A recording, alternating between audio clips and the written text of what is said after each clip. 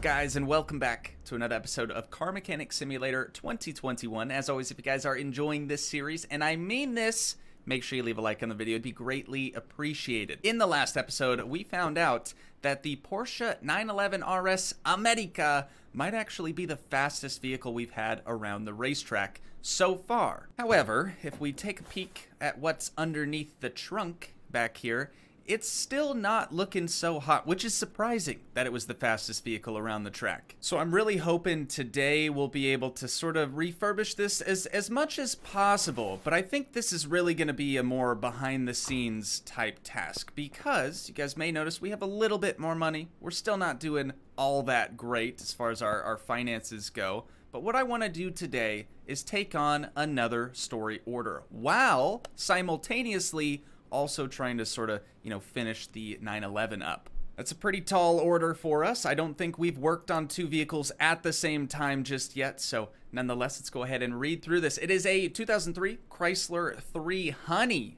Pretty dope little vehicle here. It says, hello, I've been having trouble with driving at night for some time. I'm not sure, but I think it's a matter of a weak car battery. The lamps are looking a bit dirty, but it shouldn't be a problem, since I am already here. Check if everything is okay with my car. I'm neither a fan nor an expert. I get the impression sometimes that it starts to lose power on longer rides. Or maybe it's just that this car is already of age. You can also wash it. I park it outside, and it's a bit dusty. Thanks, good luck. Repair or replace body parts, change the oil, and other tasks. Let's go ahead and take it on, dude. It's actually been a while since we've worked on a story order. What is this, dude? It's purple. Purplelicious. What's the license plate? Ozzy Cool? Maybe? Are the two supposed to be Z's? Potentially? Is this Ozzy Osbourne's Hemi? Actually, is it even a Hemi? I know Chrysler 300s can come with a Hemi. Doesn't look like it on this one, though. We'll go ahead and first move the vehicle over to the car wash. You guys know how we do. Got the inside clean, got the outside clean, so now we're actually going to move it over to the test path. I'm not going to look at the car status just yet. I want to try to use the test. Okay, well that answers that, I guess. Let's go ahead and move it now over to car lifter B, since we already have the 911 on A, and we'll get after it, dude. Start tearing into this thing, see what's actually wrong with it. In the meantime, sort of while we're, working on this car, like I mentioned, I do think I'm going to go through and just sort of tear apart the underside, maybe just rip out the engine of the 911, and we'll get that brought over into our side room over here. We'll probably work on the engine another day, but I would really, really love to be able to, at least finish up the underside. Just make it handle a little bit better. So, Ozzy Cool's Chrysler 300. Let's see what we actually have. Oh my god. Oh my, yep, that's a lot. That is a lot, dude. Okay, this is a tall order for sure. Left headlight, right headlight, easy enough. Perform headlight alignment and calibrate them, also easy. Refill washer fluid, simple. And then change the oil. So the only really difficult part about this is gonna be trying to diagnose what all of these parts are. Thankfully, we have a little cheat code. Not actually a cheat code, okay? Don't freak out. Anyone is able to do this in their game.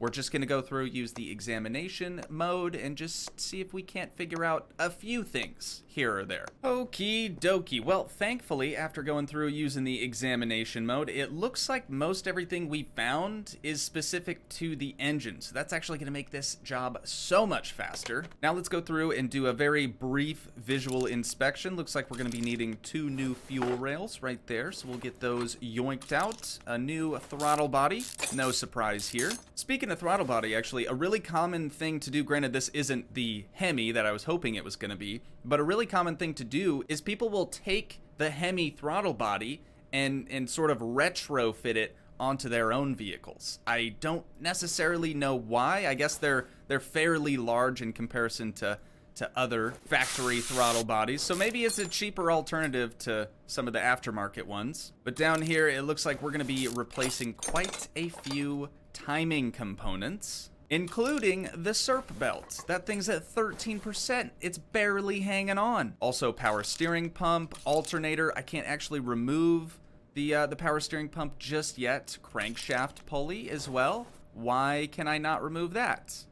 What is in way? Maybe timing cover? First, before we can remove the power steering pump, we do, of course, have to drain the fluid. We don't want to get charged for dumping a bunch of power steering fluid on our shop floor. That would not be fun. So now that we've done that, since we've already marked the part, we can get that disassembled, and then we'll move on to the alternator. Looks like we have an exhaust header back here as well. That's probably why the vehicle's a little bit loud. Oh my god, dude. Now that we've got those timing covers removed, this is revealing all of the gremlins for the vehicle for sure. So we have another nasty looking belt tensioner in here, another nasty looking cert belt in there, and then all 4 of the cam gears. So let's go ahead and mark 4 of those, get those yoinked out.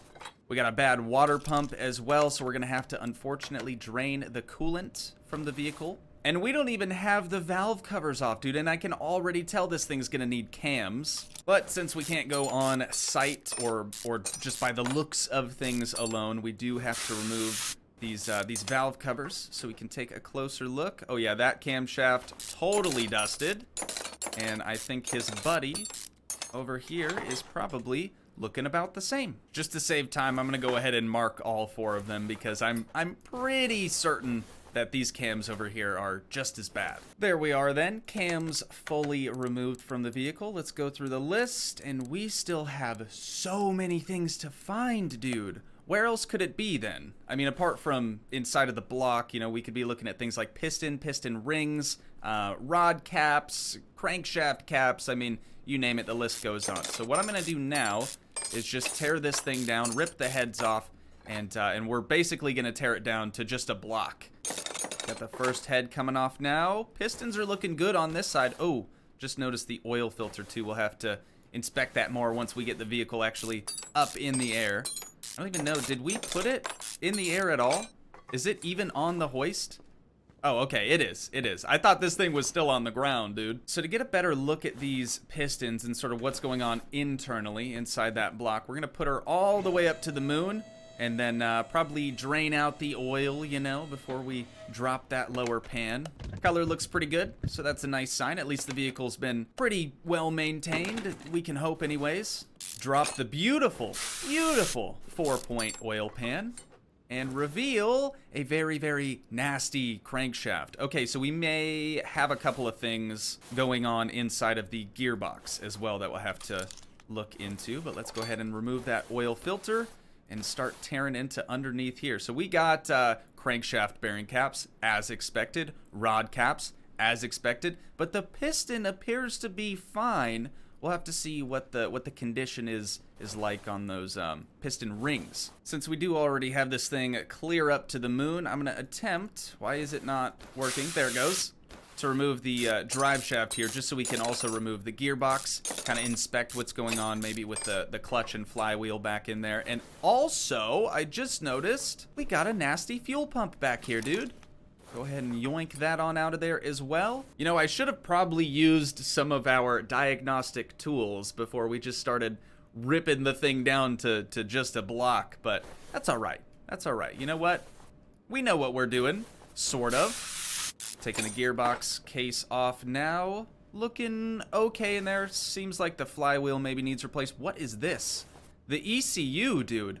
We gotta look into that some more. That thing's seen better days. And on top of that, the battery. You can barely even see the sticker on the side of the thing anymore. Alrighty, we gotta keep trucking, dude. Now that we've got the clutch and flywheel removed, we're able to lower the vehicle back down. It looks like this ECU is completely dusted. 1%. 1% left on that battery. 11%, a little bit better. Definitely a little bit better. But what I'm really curious to see now that we also have the rod caps removed is just what condition the piston rings are gonna be. So let's take a look. Yep, there it is, 12%. All right, I am 15%. So glad that we just stripped this thing completely down, because there's no way I would have found that. It would have been something like we go through all the trouble of doing all the head work up on the top side of the engine, and then come to find out that there's actually some bad stuff going on in the block as well. We're gonna go ahead and crank her back up to the moon, yoink out that crankshaft, and then hopefully that'll be everything. Let's take a look, see what we got. About a full page left of undiscovered parts. So what else do we possibly have here? Maybe some rubber bushings. Could also be some brake stuff. Let's take a gander at this here air filter. These are usually pretty bad. Oh, also, dude, again, like I mentioned, should have used my diag tools before. I'm sure underneath the fuse panel here, there's gonna be a few electrical gremlins. Visually, they look okay, but let's see what this air filter is looking like. Yeah, pretty bad. 11% on that. Get that thing yoinked on out of there. What else we got up here, dude? Like, we have the entire engine stripped down, and still somehow we have all of these undiscovered parts. I don't see anything suspension related, as far as I can tell. So I suppose now is the time to get the multimeter out, and we'll see if there are any weird electrical gremlins that we just can't see. Oh yeah, there it is. There it is. Fuse type A, 1%. Everything else is like 15 to 30. That's the highest one we've seen so far at 38, 39. My God. Yep. There's a good chunk of it right there. Oh, and when I said good chunk, I meant the rest of the parts. That worked out perfectly, dude. That's all we had to do. So I'm just gonna go through this whole list and make sure I get everything highlighted so we know what needs to be replaced. Before I even give myself the chance to open up the store and just buy everything brand new, I'm gonna come into here and we'll see what all we can actually repair. Honestly, I think that's it. I think that's all we can do now is just charge up the battery. So let's get this thing thrown in straight away. And then everything else that we've diagnosed, we have to buy brand spanking new from the store. Okay, I'm only slightly an idiot. I did accidentally buy a brand new battery even though we were able to charge the original one. But I do think I managed to purchase everything else. So let's get the battery unhighlighted. And we'll get after it, dude. We gotta take out basically every fuse over here in the fuse panel and make sure we replace all of them. So I'm gonna have to go through, mark all of those separately, and purchase them from the other store, not the main parts store. And while I'm assembling this thing, I'm actually going to be disassembling the undercarriage of the Porsche. So having said all that, I'll see you guys here in a sec.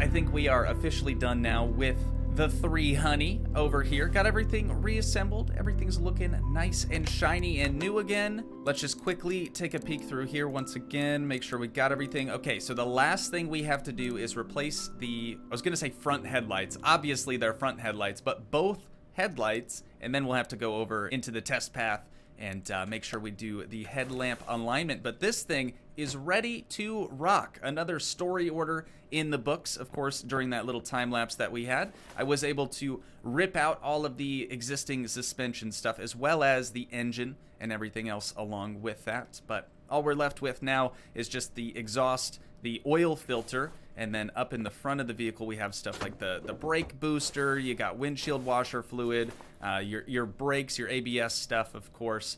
And I did go through the entire fuse box, fuse panel, and all of those fuses are now brand spanking new as well. So this thing is going to have a tremendous glow up, but I don't think I'm going to continue on that anymore for today. I could be wrong. I could be. We'll see.